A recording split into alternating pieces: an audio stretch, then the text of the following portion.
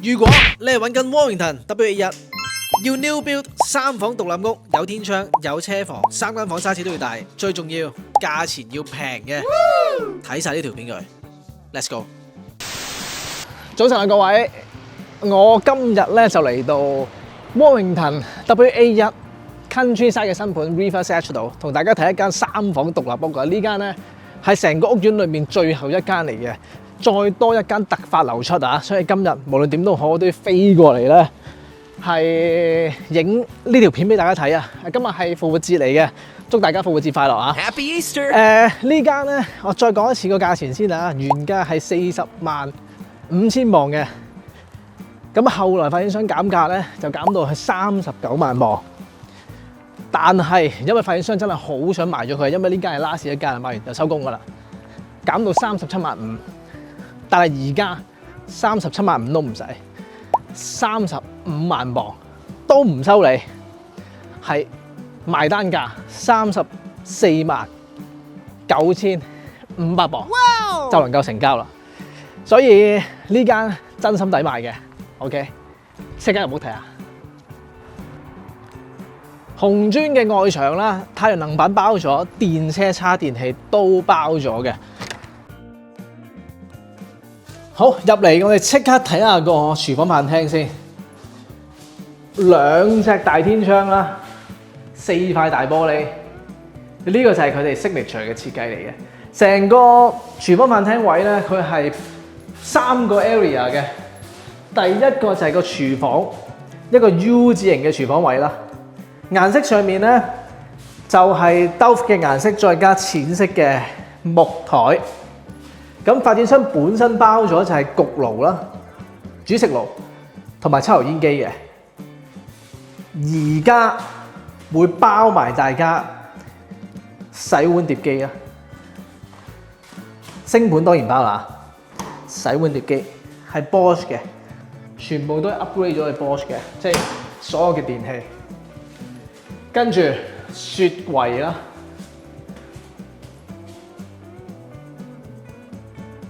再加埋喺呢個樓梯底下面嘅 storage 裏邊，係有埋個洗衣機嘅。呢度有個洗衣機啦，如果你有需要嘅話咧，可以再買到個乾衣機喺度嘅。所以呢個樓梯底下面嘅 storage 其實真係好好用，亦都係 Countryside 佢個 signature 嘅設計嚟嘅。電箱喺度啦，整齊。擺晒啲咖啡機啊嗰啲喺度 OK 嘅，我覺得好舒服呢個環境。咁上面仲有2個櫃可以用到，有抽氣扇，有燈。咁呢啲電器全部包晒嘅。第一個 area 就係個廚房位。第二咧就係個飯廳啦。嗱，根據佢個 floor plan 咧，佢嘅飯廳張台就擺喺度嘅。咁你見到呢度有盞燈啦，就係佢係 for 呢一張飯台擺嘅位置嚟嘅。咁睇下你自己中唔中意啦。中意嘅話就擺飯台喺度啦，係好用啲嘅。擺咗喺度嘅話，因為都夠坐嘅。就如果你4個人4人家庭嘅話，跟住就呢邊係偏廳位嚟嘅，呢個係個偏廳。咁你可以擺個 sofa 喺度，然後你嘅陳列品就可以擺喺度，啲客人用嘅杯杯碟碟就擺喺度。咁樣咯，咁所以3個 area 咯，廚房、飯廳同埋偏廳，可以界呢3個位出嚟嘅。但係當然，你直接用呢度嚟攞嚟做飯廳位都可以嘅。你中意對住天窗下面食飯亦都得嘅，因為夠晒浪漫。發展商咧做就2隻大天窗啦，冇包窗簾嘅，窗簾就自己做啦。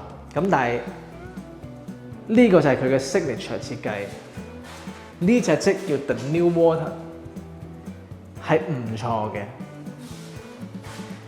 最緊要就係喺呢個 area 入邊咧，係可以有門直接通到去個車房入邊嘅。極少數而家嘅新樓係可以做到呢樣嘢嘅。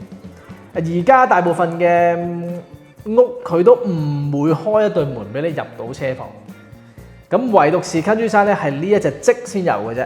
其他 either 就係獨立車房啦，一係就係有車房但係冇門入啦，只有對 New Water 呢一隻積咧係有得咁做嘅，有得咁做你咪可以有個潛力去改造咯，即係你改建成為多間房啊、office 啊、gym room 啊，做乜都好。後面就有個洗手間，而洗手間係名廁嚟嘅，仲要係對住個後花園嘅。呢度有個後門，就出到後花園 ，very good 㗎啦，已經係。咁啊後花園亦都係平整啦，再加好大嘅，因為佢係跟翻呢間屋個闊度去做嘅，咁所以佢一定有翻咁上下嘅闊度，至正啦，夠平啦，好好用。呢個就係個廚房飯廳位啦，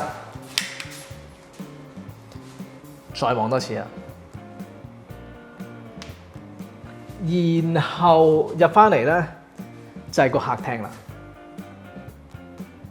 咁客廳個賣點就係喺個 bay window 度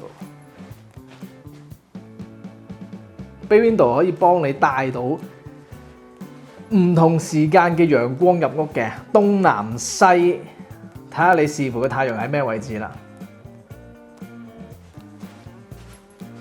但係陽光入到屋咧，精神好多嘅，同埋就佢呢一隻客廳嘅設計咧，係睇電視唔會反光嘅。即係因為電視機擺呢邊啊嘛，咁梳化就我擺喺我而家坐呢邊啊嘛，咁所以睇電視對住嘅係後面幅牆就唔會反光咯。有啲如果你個電視機譬如話擺呢度嘅話，咁你對住個玻璃未反光啊，所以 OK 嘅，咁樣設計就方便嘅。仲有多個 storage 嘅喎，呢度都係樓梯底嗰個 storage 嚟嘅。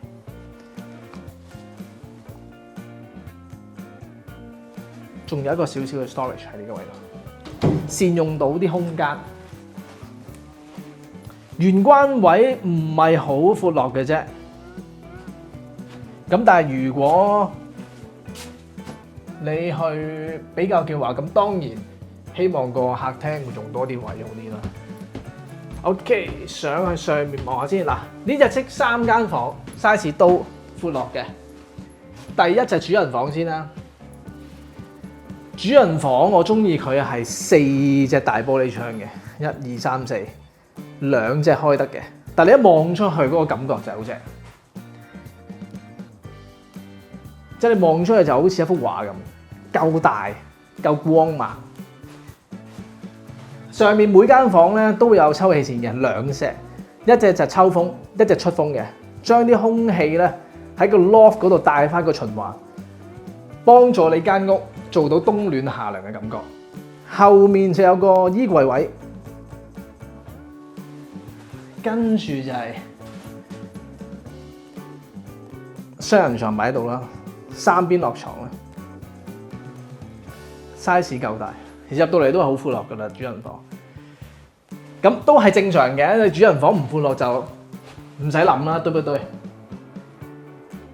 套廁 OK 嘅。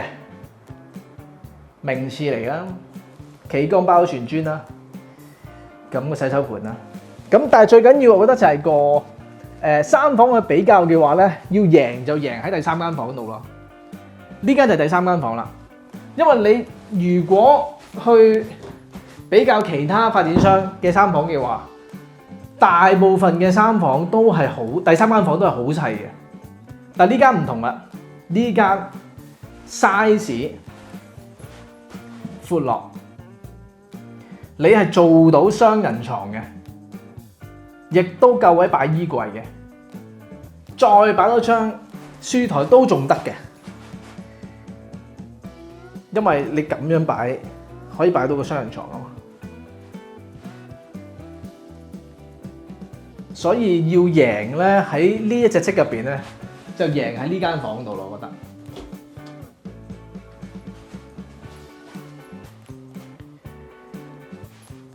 第2間房都係市正啦。咁 Rivers Edge 呢一條村咧，成個屋苑有成400幾間屋嘅，而家就已經興建完成晒㗎啦，係 last 一間3房剩翻可以賣嘅啫。